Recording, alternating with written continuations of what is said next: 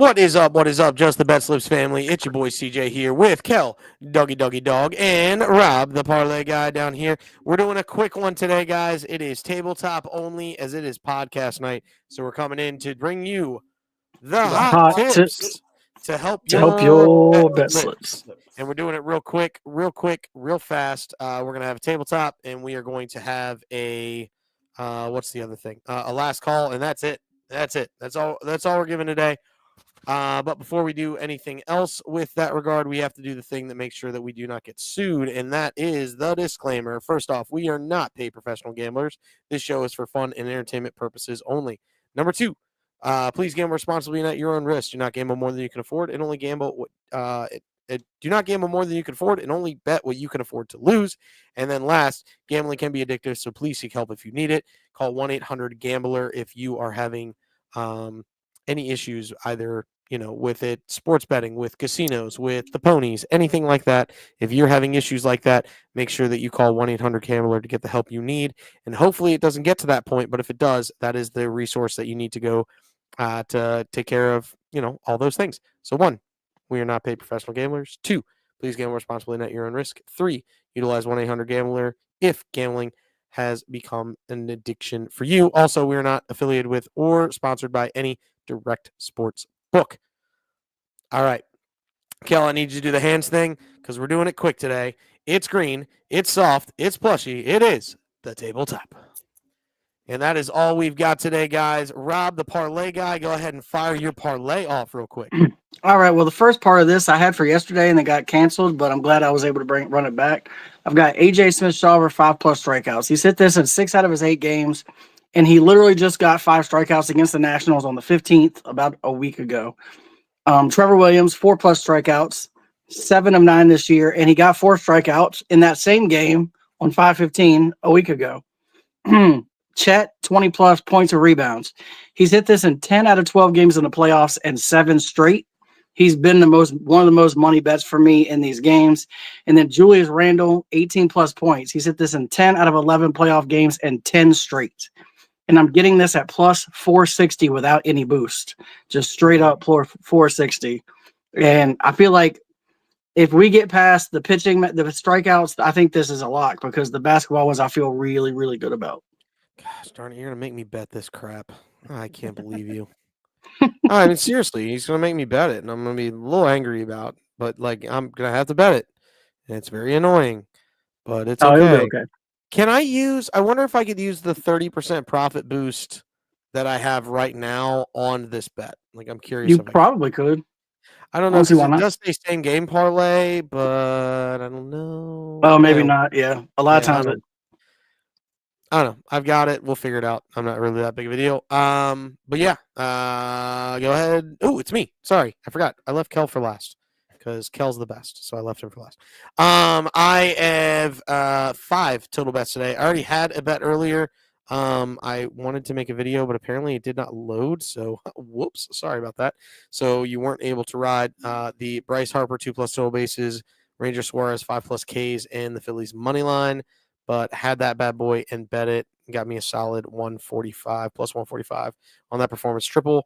Just because the Rockies are so trash, and Bryce Harper hit a double early. So RBI double, actually. So it made it real easy there. But we got Flaherty 5+ Ks. I got the Tigers money line.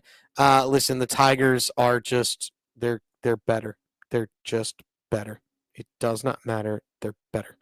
And they're going to show Cleveland who's boss in Detroit today. So give me Flaherty, give me the Tigers money line. All good there. Next, I've got George Kirby and the Seattle Mariners. Give me Kirby 4+ Ks versus Astros lineup, and give me a Mariners money line getting plus 137. And then I got a performance triple. We got Albies to get a hit. He is hitting 7 straight, so I like that. I like the Shawver, but I took him for 4+ instead of 5+.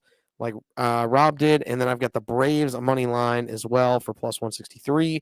Then I've got Ant Edwards and the T-Wolves.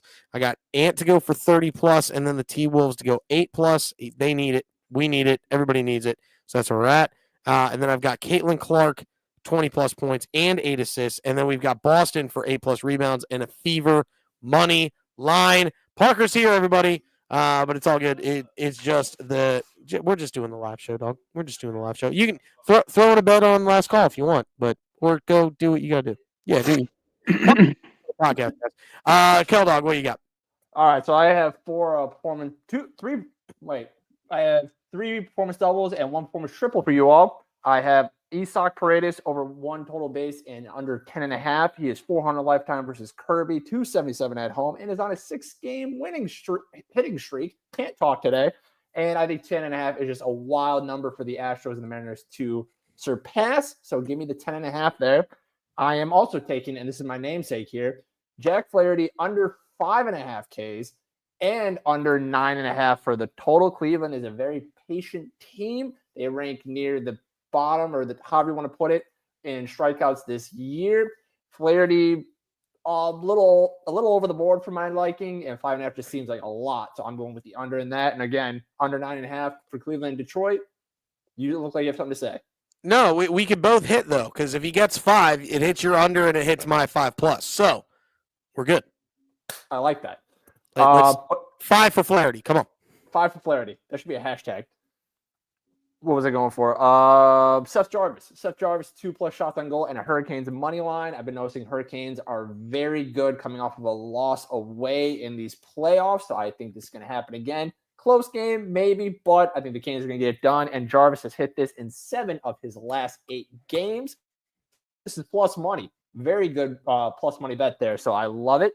And finally, Dewana Bonner, under 7.5 points, under 1.5 threes, and a fever money line. She is 37 years old. She is getting up there in age. Nothing wrong. No ageism here, but she is playing a lot less minutes, 12.4% usage rate to be precise. Lexi Hall is playing more minutes than her, and she did not make a single 3-pointer in the first 2 games. So I think she's going to be very used sparingly in this game. Gotcha. News update. I can use the profit boost, ladies and gentlemen. Nice. That's even better. I am able to use the profit boost on your bet, by the way. So that gets you to what, like 700, something like that? 644 is what I got. Yeah, there you go. And we are firing it up for a decent amount. Because if that hits, I'm going to be. It'll help me make up for all my losses from last night. It was brutal last night. Not going to lie to you. But no, we're definitely not going to Vegas. Parker's here now, by the way, everybody. So, hello, everybody's here. Oh, but that is the tabletop. Let's go ahead and jump into the last thing. Anybody got a last call before we dip out of here? I do. I have a 4-team parlay I did not put on the sheet, but I'm gonna throw it out there. I've got Tigers money line, Brewers money line, Braves money line, Mariners money line, plus 816. Hey. I got a 20% boost, so I got this at plus 980. All right, so you said Brewers money line, Tigers money line, Braves money line, Mariners money line. Yeah. I hate the fact that you're making me bet this. But I mean, look, I like the 750 club today, by the way, everybody. The Tigers are killing it. I like Flaherty. The Brewers are killing and are doing well, and the Pirates are doo-doo. Smith-Shawver pitches really well, and the Nationals are the Nationals. And I like Kirby over McCullers. So, like, I'm not hating you for it. I'm just saying the fact that I have to bet it makes me a little angry. The fact that I missed every single bet last night is ridiculous. I went 0-5 last night, but made up for it a little bit today, so it's fine. Schwarber couldn't find a hit. He went 0-3 with 2 walks, though. It's okay. The only thing to save me last night was I had a bet that I didn't even say, and part of the bet pushed, and the second part of it hit, so it didn't pay as much as it would. But in the Yankees game, I had the Yankees to lose in the first 5 innings, but the Yankees to win the game overall. And my theory was the pitching matchup was going to make it tough for the Yankees early on, but then the bullpen is trash, so they were going to come back. Well, it ended up being tied after 5 innings, so that pushed. Sure. And then the Yankees ended up coming back to win by 1. I mean, they got down, and then they still came back to win. So my theory was right. I was just an inning off because they fell behind in the 6th inning, not the 5th inning. Right. So I had actually put because I had to take Texas -0.5, And so that killed me because they were Yep. tied. I was like, "You've got to be kidding me!" I had put 10 on that at plus 575, and it ended up dropping to like, I don't know, plus less like 95 or some weird stuff, Yeah. plus 0.95. So I still made money, and it got me my money back plus some, but like that was so close to being like a $70 win. Yep, I got 5 on it. Kel, you got any last calls? Oh boy, I think I'm hopping on the Knicks bandwagon here. The choke job yesterday from Halliburton has me feeling very upset that he did in game 1. Not a fan of it. Might be jumping on the Knicks bandwagon. So look, it was the biggest choke job in NBA playoff history, and I don't care what anybody says. And I personally think it's going to destroy the Knicks in this series. I think the game it still goes 6 or 7, but I don't think they win this series now. Before that game, I thought they would. I don't think they will now. We saw what happens when the Knicks did this to Boston in those first 2 games. They never recovered. Right. I'm not sure the Knicks recover from that. I'm not sure they do. No, I will side with you. Correct on that. It's just doing the choke gesture. It was just a tribute to Reggie Miller. That's all. No, Yeah. I understand, but you hit a 2. You tie the game going to overtime. You're in game 1. That could come back to bite you. Well, he thought he had won the game. He thought it was a 3. That is true. It's just doing it in game 1. It just kind of doesn't sit well with me. I like Indiana. I want them to win, but that kind of. I get it. If he had trimmed his toenail, it would have been a 3. But I'd like to point out that the Knicks, having lost a 3-possession game with 40 seconds or less on the clock, become the first team in NBA history to do that in the playoffs, by the way. The Knicks were up 14 with 3 minutes and 44 seconds left. Yep. And you lose. So the stat that I saw 9 with 40 seconds left. Yeah. The stat that I saw was 3-possession game, less than a minute, and you lose. Yeah. Good day, sir. You stole the fizzy lifting drinks. You stole the fizzy lifting. the craziest stat I saw was they were up 17 with 4 minutes left. And in NBA history, every team was 0 for 1,414. Yeah. In that spot. And they missed that, like it was because they truly choked. Like they missed how many free throws in the last 4 minutes of that game that any one of them would have sealed the game. Right. I mean, it was nuts. OG missed one late, and then you could foul. If OG makes his first free throw and they're up by 3, they are 1,000% fouling Halliburton as soon as he comes down the floor. I had a feeling that the Pacers might come back and win when, Jalen Brunson goes out with foul trouble. The Pacers go on a 12-0 run with him on the bench. That's a problem. He's your best player, and he went for over 40 last night. You still lost. So, yes, Parker, why did you not throw 5 on them to win the game when they were down 17? You would have got like 10,000 to 1 odds. Yeah.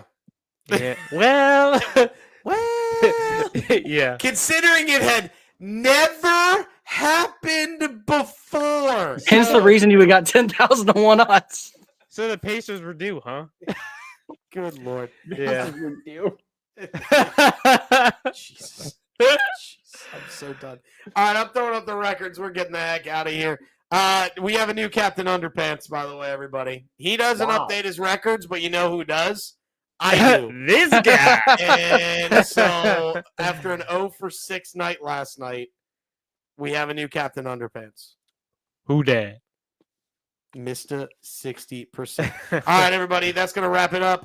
Check out the podcast tomorrow morning at 6 a.m. is when that bad boy is going to drop. We are talking these Eastern Conference Finals, so this has just been a precursor to that. And then we're discussing where we would like to go this weekend. Check that out on the pod. Should drop at 6 a.m. tomorrow.